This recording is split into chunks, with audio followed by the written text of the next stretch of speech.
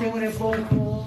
Vamos estar aqui apresentando a vida do pastor Wellington, a qual eu creio e a igreja também crê, que através do Espírito Santo o Senhor tem uma palavra, para que nós viemos iniciar a semana com fé, com esperança, com determinação, que nós não estamos só, que nós temos um Deus que vela por nós, nós temos um Deus que cuida de nós.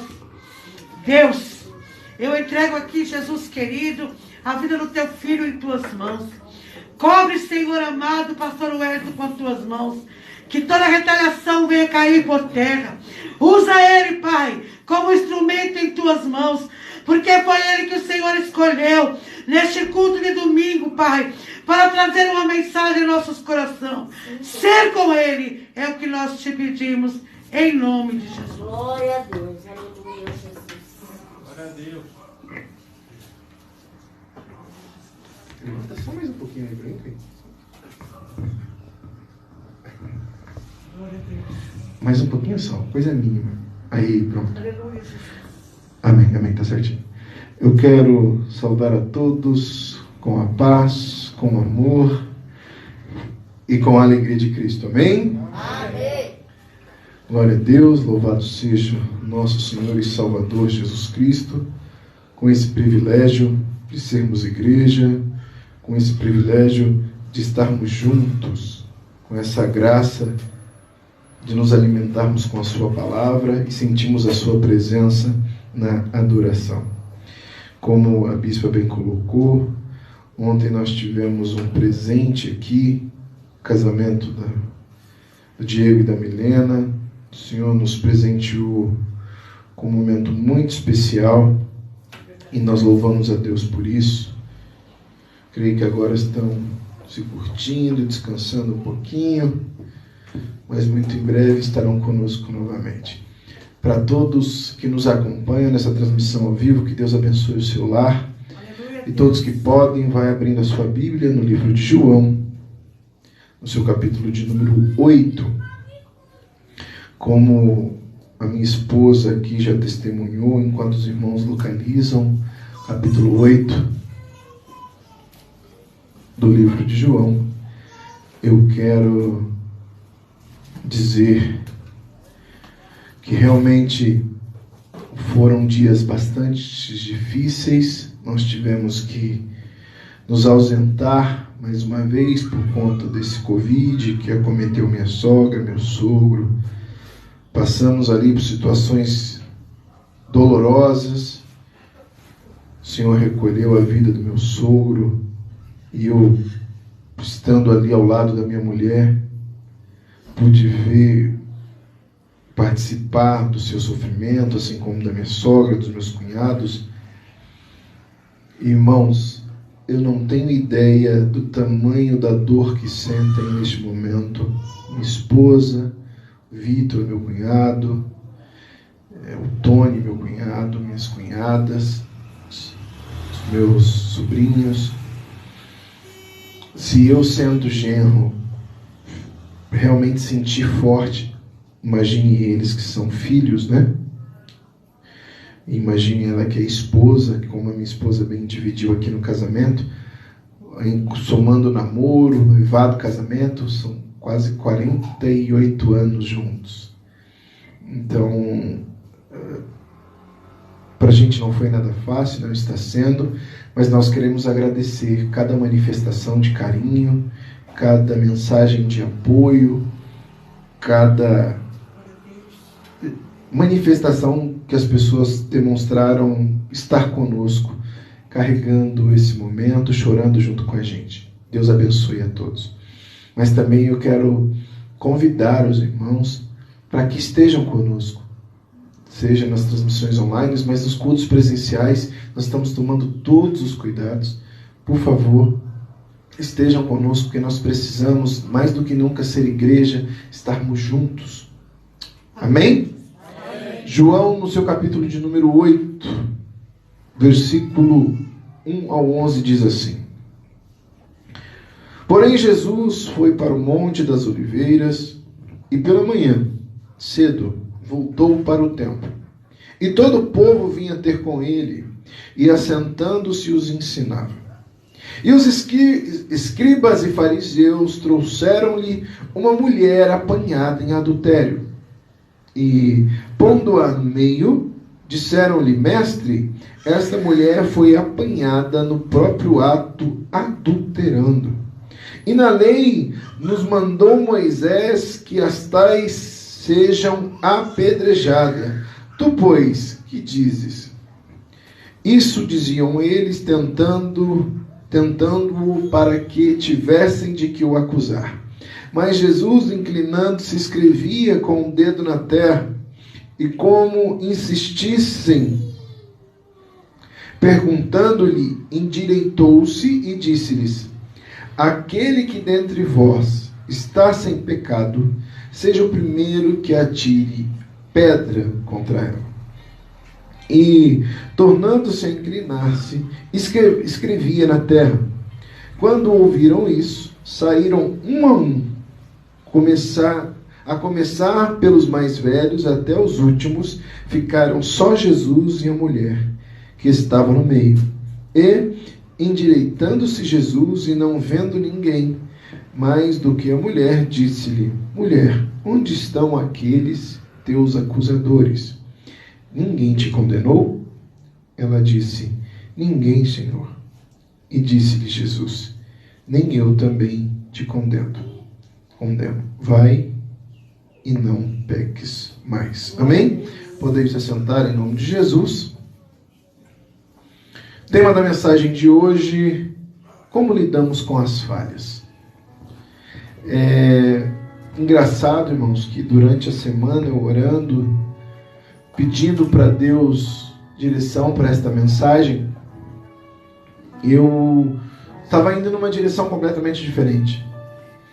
Mas essa madrugada eu quase não dormi com este texto, com este tema na cabeça, e conversando com Deus em oração, eu me atentava a alguns aspectos dessa passagem, de uma segunda passagem que nós vamos chegar até ela daqui a pouco, mas eu creio que a mudança do Senhor no meu íntimo tem algum propósito.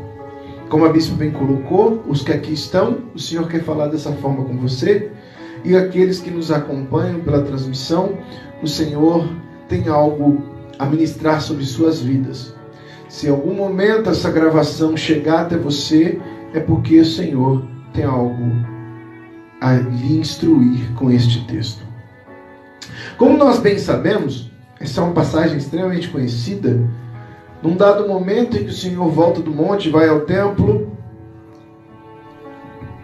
ensinando, ministrando o Evangelho, fariseus, doutores da lei, querendo fazer alguma pegadinha, alguma malandragem para ter o que acusar Jesus, traz uma mulher que é pega em adultério, no meio do ato, foi pega em flagrante, não tinha nem como disfarçar, não tinha como, simplesmente ela foi pega em flagrante e foi trazida diante de Jesus, e já vindo com os textos da lei ali na ponta da língua, afirmando: olha, essa mulher precisa ser apedrejada segundo a lei de Moisés. O que você diz?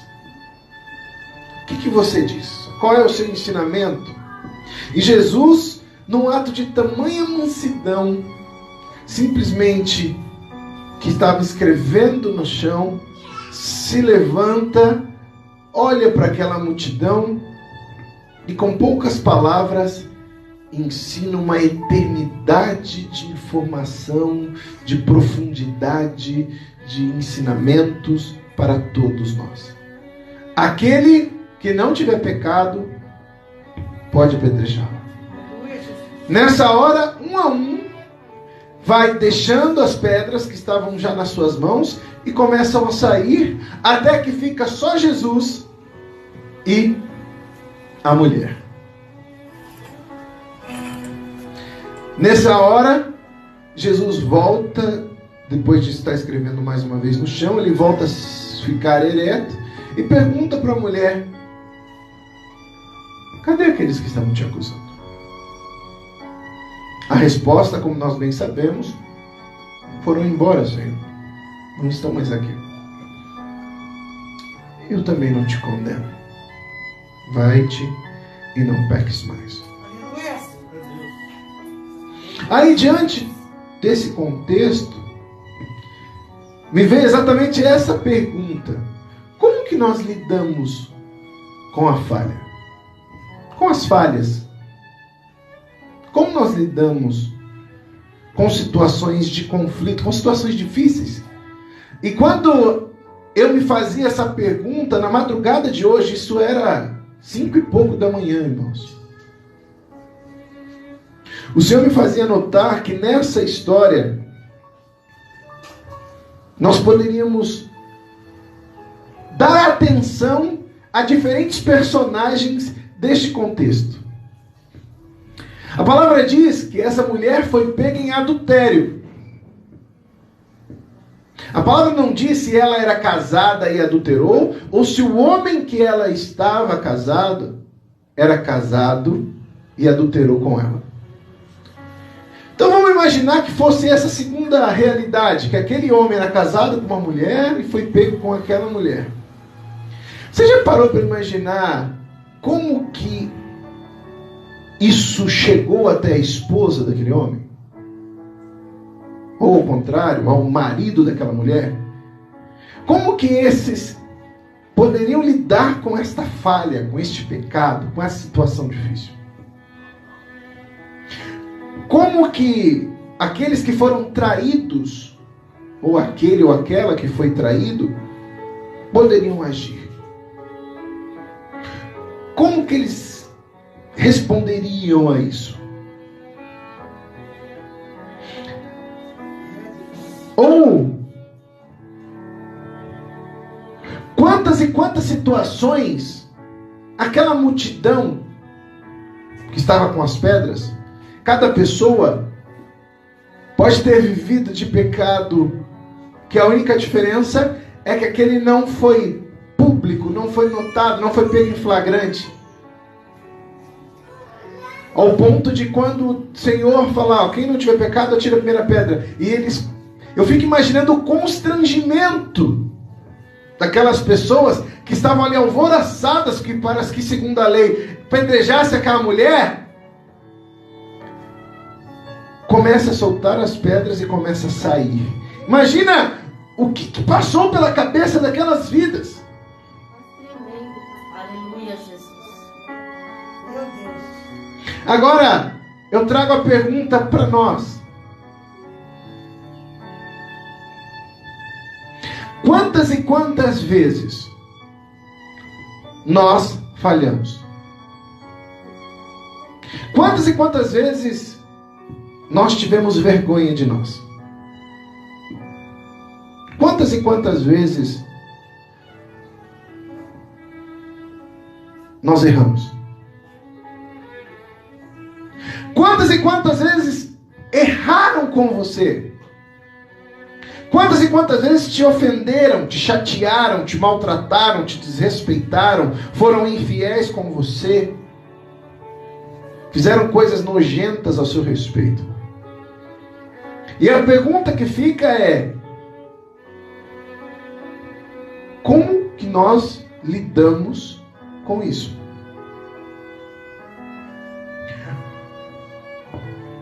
Quando o outro falha comigo, quando o outro me ofende, quando o outro me entristece, como que eu fico?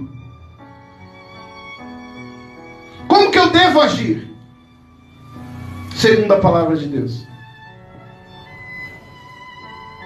Como que eu tenho que me portar? Quais devem ser as minhas atitudes?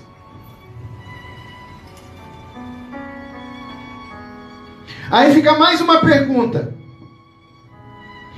Quando te ofendem, te entristecem, te agridem, quando te traem, você lidar com isso da mesma forma de quando você agride, quando você entristece, quando você ofende?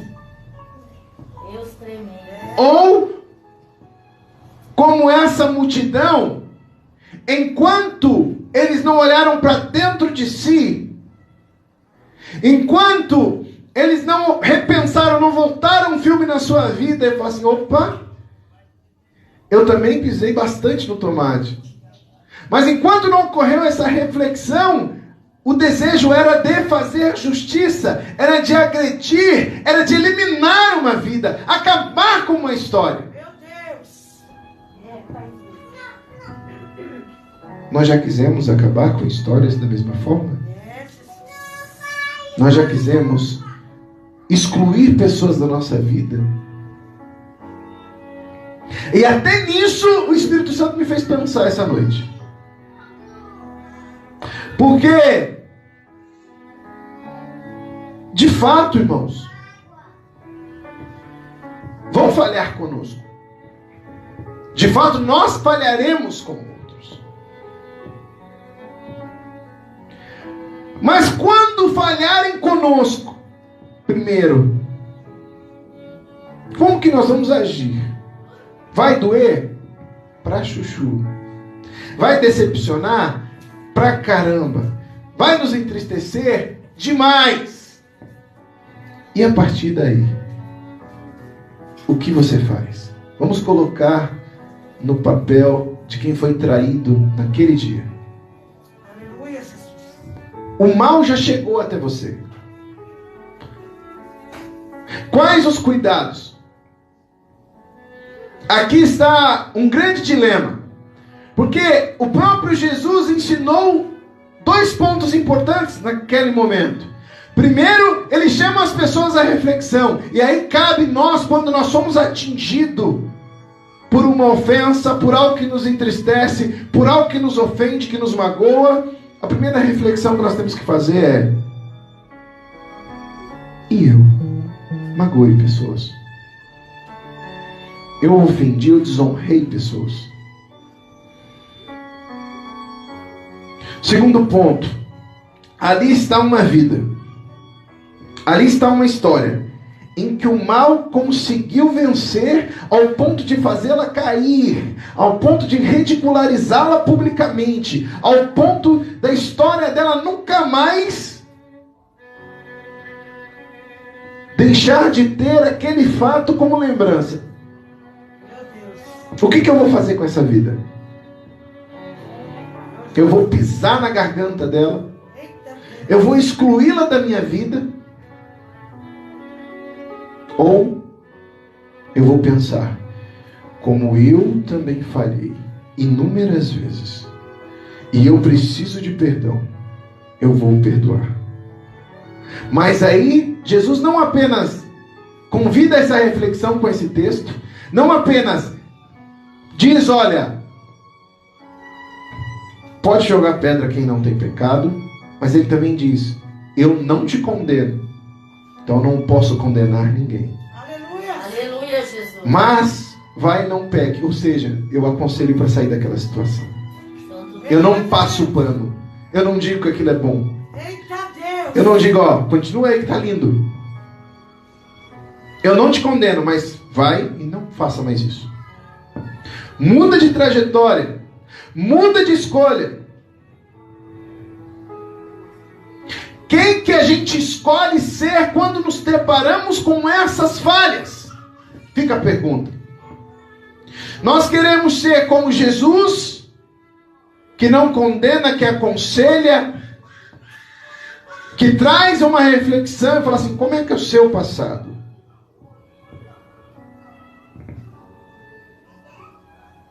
Por que que as suas falhas merecem uma tratativa diferente da falha do outro para com você? Por que que a sua falha merece perdão e a do outro para com você não merece? Eita Deus. Lógico, a palavra do Senhor também nos convida a sermos prudentes como a serpente. O que significa isso? Obviamente, irmãos, perdoar não significa você voltar a confiar na pessoa para com aquela situação. Imagina o seguinte, você é dono de um empreendimento, você lida com muitos recursos, você lida com muito capital, e uma funcionária, um funcionário que você contratou rouba determinado valor. Obviamente que o seu dever aquilo chega até você, é perdoar aquela pessoa. Olha, você não deve mais nada a mim. Você vai arcar com a justiça, meu coração está limpo, você vai se acertar com Deus, mas você voltaria a deixar valores nas mãos daquela pessoa? Voltaria? Isso é ser prudente. Isso é ser cauteloso. Isso é você não servir de tentação para quem cometeu já um erro naquela área. Mesma coisa. A adúltera, seguramente, vai, não peque mais. Ou seja, não volte para este cenário. Saia deste ambiente. Se você tem essa fraqueza, se você continuar aí, você vai cair. Seja prudente. Se afaste. Quando o Senhor fala, se o teu olho te leva a pecar, arranque-o. Se o seu braço te leva a pecar, arranque-o. Ele está falando da quantidade de intensidade que nós temos que aplicar nesta prudência, naquilo que te leva a falhar. Aleluia! Glória a Deus. Então, se alguém me ofende, se alguém falha comigo, perdão em nome de Jesus. Mas não esqueça, sai desse cenário, não continua aí. Eu não vou mais depositar em tuas mãos esta área da minha vida. Seja, se eu te pedir, se eu me abrir com você, pedir um conselho, pedir a sua palavra, pedir algo esperando que você ministrasse algo de Deus sobre a minha vida, você expôs a minha vida a terceiros, você me ridicularizou, você falou mal de mim. Amém, eu te perdoo, mas eu não posso mais dividir minha intimidade com você. Eu não posso mais dividir o meu íntimo com você, porque eu achei que você seria um conselheiro, alguém que eu pudesse confiar, mas sou prudente e não mais repetirei esse erro. Glória a Deus. Vai. Aleluia. E não peques mais. Glória a Deus. Aleluia. Você vai destratar essa pessoa, você vai odiar essa pessoa, você vai matar essa pessoa, você vai excluir essa pessoa do seu convívio? De maneira nenhuma. Pedro, aquele que negou Jesus 3 vezes, enquanto ele estava sendo açoitado, levado para o madeiro, para o Calvário, Jesus o perdoou. Aleluia. Glória a Deus. Aquilo fazia parte do propósito de Deus. Bom, Senhor. Aleluia. Glória a Deus. Jesus ensinou que, inclusive Pedro, que dizia: para onde irei se só tu tens a palavra de vida eterna? Até Pedro falharia. Liberou perdão para Pedro.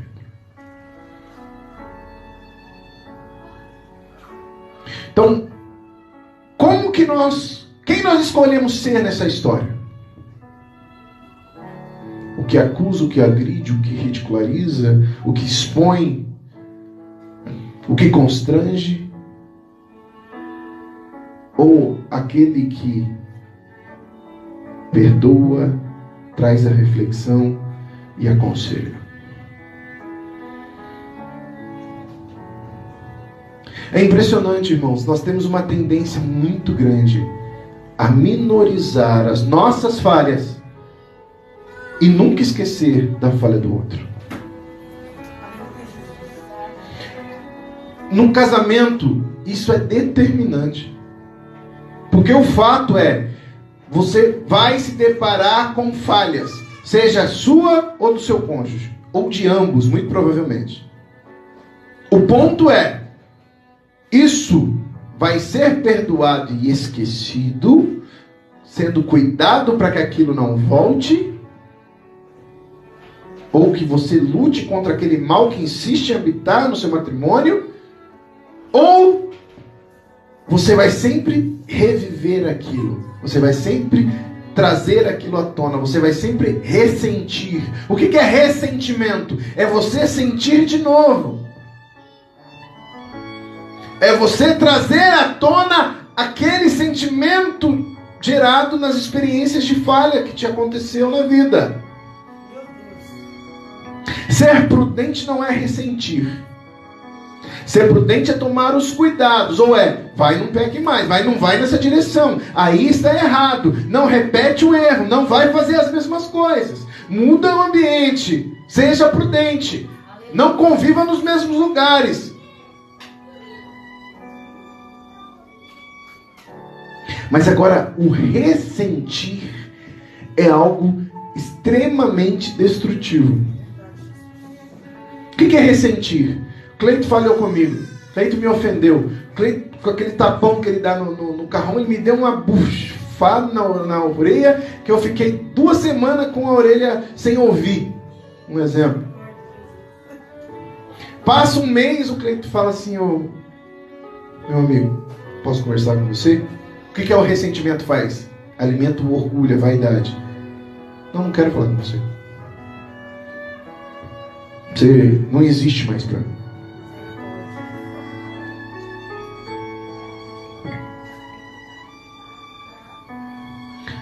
Quando eu não ressinto, quando eu entendo o seguinte: existe algo a ser tratado por Deus naquela situação, naquela circunstância. Se Ele quer conversar comigo, Deus está trabalhando no coração dele.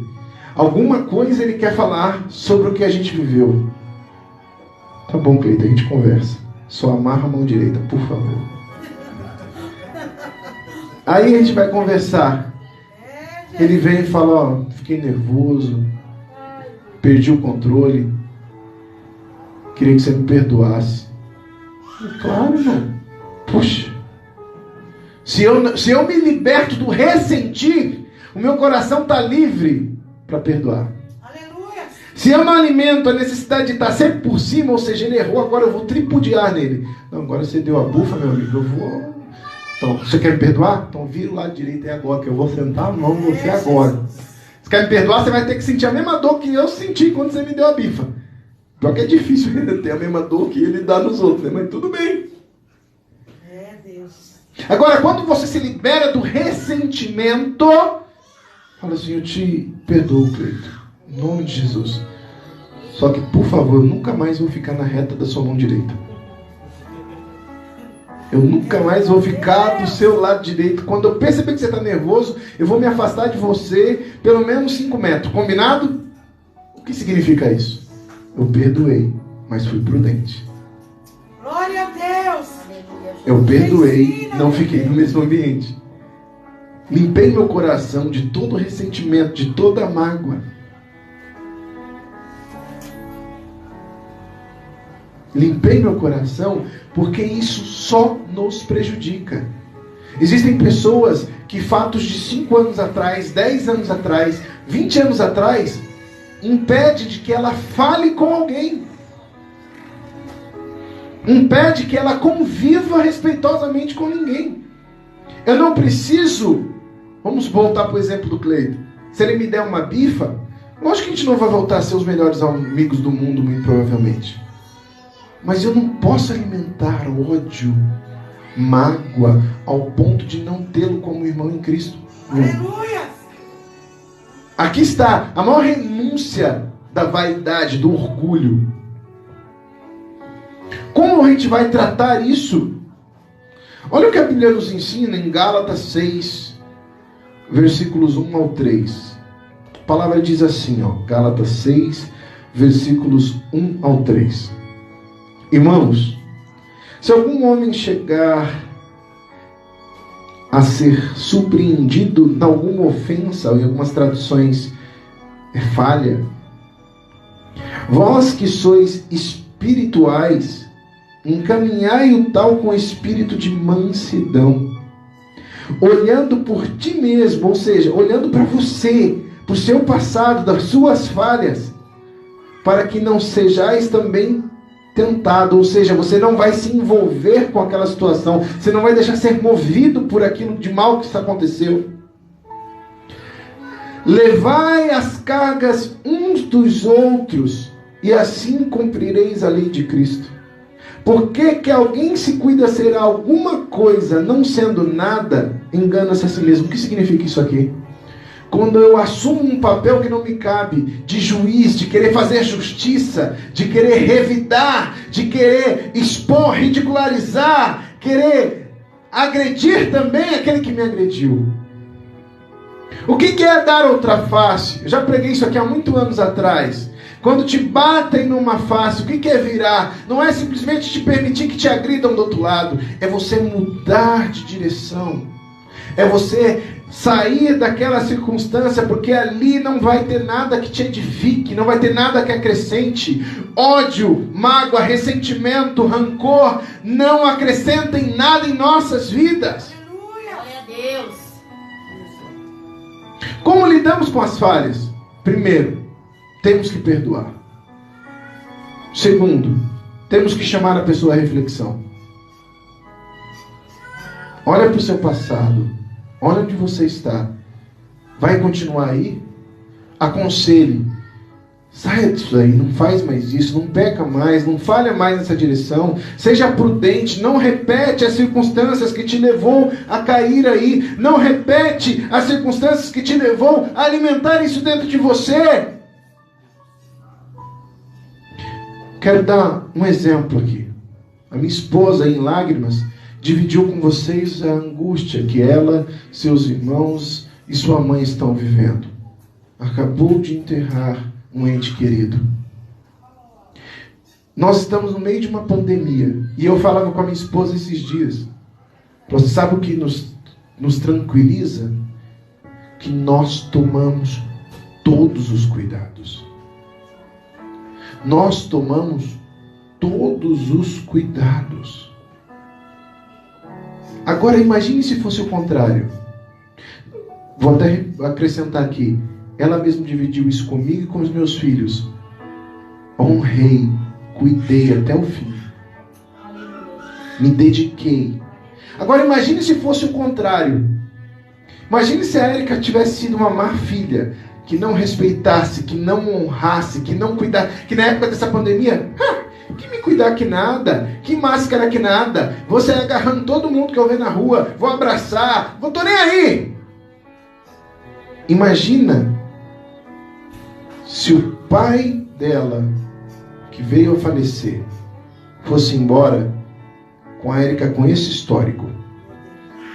Imagina quanto de ressentimento ela alimentaria para a vida inteira.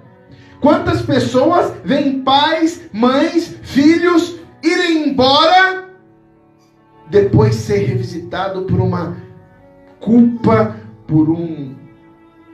Olha como eu fui imprudente. Olha como que eu não respeitei. Olha como eu não honrei. Olha como eu lidei. Porque com certeza, como a própria Érica dividiu, até no testemunho dela nas nossas terças-feiras, passei por problemas na minha casa com os meus pais. Passei por lutas. Passei por situações difíceis. Tive que lidar com traição, tive que lidar com um monte de situação. Imagina se ela não perdoa, se ela não libera o seu coração, se ela não continua honrando pai e mãe, como a palavra diz, e agora que seu pai fosse embora, ela carregasse isso para todo sempre. Porque o ressentimento, a mágoa, o amargor de espírito bloqueia o melhor de Deus na minha e na sua vida. Nos faz deixar de sentir leveza de espírito. Nos faz deixar de perceber aquilo que de fato, como foi pregado aqui na palavra de abertura, qual é o tempo que nós temos que viver. É o tempo de amar ou é o tempo de afastar? Você acha que eu sou doido? Se o Cleitão me dá uma bifa, você acha que eu vou ficar do lado dele? Ah, não, eu te amo, Cleitão, vem cá. Não, é hora de afastar. Deixa ele se acalmar lá. Deixa ele, quem sabe Deus opera um milagre, ele emagrece um pouco, bate um pouco mais devagar. Depois a gente se aproxima de novo. Prudência. Não vou focar lá no ambiente. Meu Deus, é forte. Nós temos que buscar em Deus isso que Paulo ensinou aos Gálatas. Se alguém te ofender, se alguém falhar com você, se você é espiritual, se a palavra de Deus te move a um relacionamento profundo com Deus, nós temos que buscar esse espírito de mansidão. Nós temos que buscar esse espírito que vai nos fazer o seguinte, ó. Eu te perdoo. Meu coração está leve, você não tem dívida nenhuma comigo. Glória a Deus. Se acerte com Deus. Reflita sobre suas escolhas que te levou até aqui. Sobre suas atitudes. Vamos sair disso. Não vamos alimentar mais isso. Vamos buscar uma outra alternativa juntos. Vamos reconstruir uma amizade respeitosa. Vamos reconstruir algo que Deus tinha para nós. Não vamos deixar que uma mancha, uma falha, seja mais forte do que tudo que Deus pode fazer através de nós. Aleluia. Não vamos deixar que uma ofensa, que um obstáculo que apareceu na nossa vida, seja intransponível por conta da nossa vaidade, do nosso orgulho, do nosso desejo de se sentirmos justificados por nós mesmos. Pois se nós somos servos de Deus, se nós cremos na Tua palavra, nós cremos que nós temos um juiz. Nós cremos que chegará um dia em que todos prestarão contas. Verdade, Deus. Que nada ficará em oculto.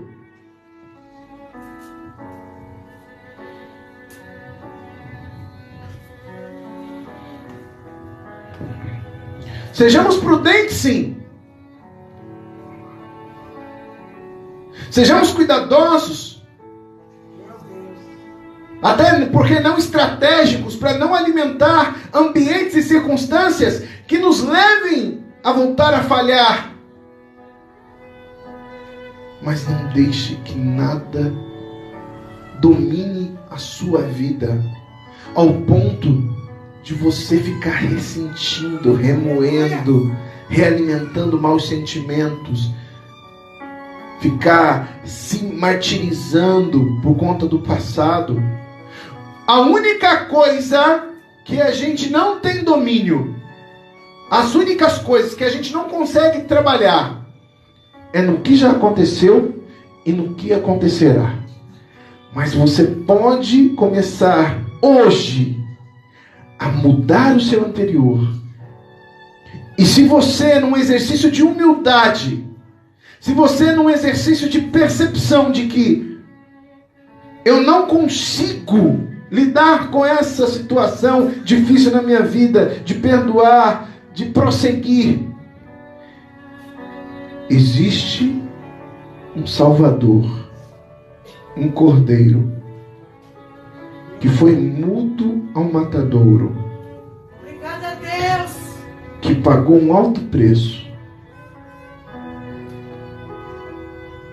E levou sobre si todas as nossas enfermidades.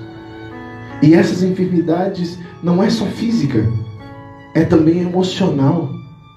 Em Cristo Jesus, nós podemos renunciar a esses sentimentos. Nós podemos clamar para que a gente vença vícios, para que o ódio não encontre raiz no nosso coração, para que a vaidade não seja mais forte do que o servir, que nós encontremos humildade, que nós encontremos a paz que excede todo entendimento, que quando a gente falhar, a gente possa se arrepender, começar em Cristo Jesus, pedir perdão, buscar essa prudência, esse cuidado que já foi ministrado aqui. Quando falharem conosco, não deixa que o mal seja mais forte, não se quebre vínculos, não se afaste das pessoas, Não odeie pessoas. Libere perdão, traga reflexão, aconselhe e tome meios para que aquilo não crie novamente situação para voltar a acontecer. Aleluia! Mas o povo de Deus tem que aprender que nós não temos autoridade nenhuma em eliminar vidas, em apedrejar histórias, em decretar o fim da vida de alguém. Eu posso me afastar de alguém, mas tome cuidado se o que está gerando o afastar-se é de fato prudência, ou é ressentimento, ou é mágoa, ou é ódio. Porque a palavra diz que é hora de estar próximo, hora de estar junto e hora de afastar. Aí acha que isso não é dois momentos diferentes e vive isolado num só. Ou está só junto, ou se afasta para sempre. Tudo é temporário. Existem momentos que eu quero estar muito próximo. Existem momentos que eu vou estar mais distante. Mas eu vou voltar a me aproximar. Glória a Deus. Porque vai voltar o momento da aproximação. Vai voltar o momento de você semear para você colher. Mas depois que você colheu, o que você vai ter que voltar a fazer? Voltar a semear. A falha aconteceu diante dos seus olhos, te atingiu. O que você vai semear ali? Equilíbrio, sensatez, perdão, reflexão, aconselhamento, prudência? Ou ódio, rancor, mágoa, estupidez? Você não faz diferença para mim. Uma das coisas que eu escuto bastante por várias e várias pessoas, e eu creio que isso é uma pregação, como muitas outras, que é apresentada fracionada, é uma parte dela. Quando a gente diz assim: o meu negócio não é com você, é com Deus. De fato, o meu compromisso ministerial é com Deus. A minha alma vai ser julgada para Deus. Mas para que a minha história existe? Por que o meu ministério existe? Para abençoar outros. Para cuidar de outros. Então, não é que você não é importante para mim. Não é que o meu negócio é com Deus e você faz o que você quer da sua vida. É que eu não condiciono a você o meu relacionamento com Deus. Mas eu preciso de você para que a gente cresça o rebanho do Senhor juntos. Aqui é o contexto não fracionado. É um pouquinho mais amplo. Nós precisamos estar juntos. Nós precisamos ser igreja. Nós precisamos amar.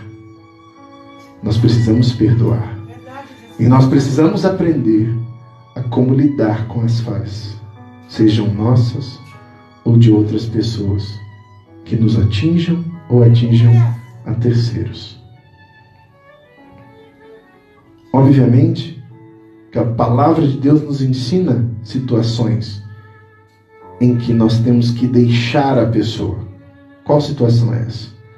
É quando você, com toda essa mansidão, primeiro vai até a pessoa e faz todo esse exercício de perdão, de reflexão, de aconselhamento e de cautela, de prudência. A pessoa insiste, chega uma testemunha, vai até a pessoa, volta a instruir, segundo a palavra de Deus. A pessoa insiste em prosseguir, ok, nós não compactuamos comigo, segue a sua história, nós vamos seguir a nossa. Amém? Amém. Isso faz sentido para você? Glória a Deus. Sua vida é abençoada dessa forma? Glória a Deus. Glória a Deus. Você pode aplaudir o Senhor nessa manhã?